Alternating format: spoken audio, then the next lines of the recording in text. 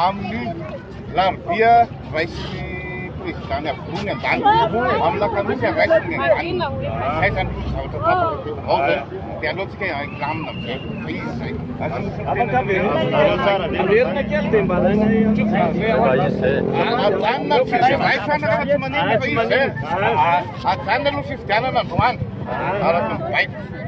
Amni erna rombunya cek na lakamis na larbina lakamisa uraisna ni afluna uraisna fatakan ni aflu larbi cek na dan lakamis na kila makasih sekarang mandi lakamis na kila na kalamin na runya tuan saya makasih sekarang mandi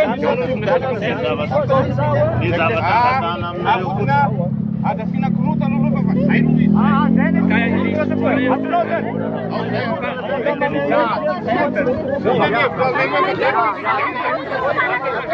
Tahu tu क्या मूड है? tahu tu क्या मूड है?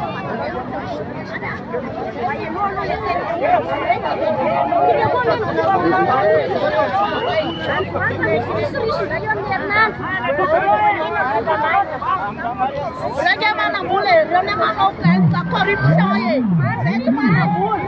Lelaya ada jalan selesai. Dari mana boleh? Raja mana boleh? Raja korupsi.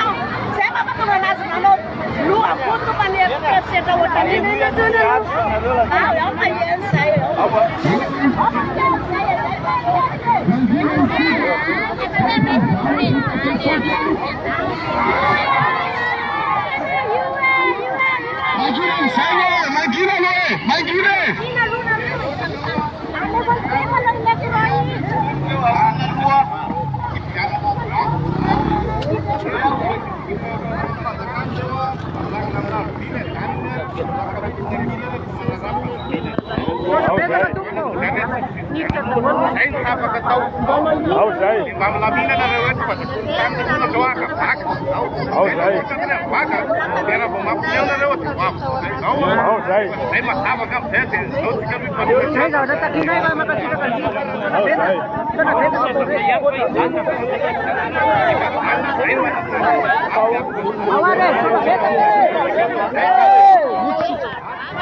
Sana.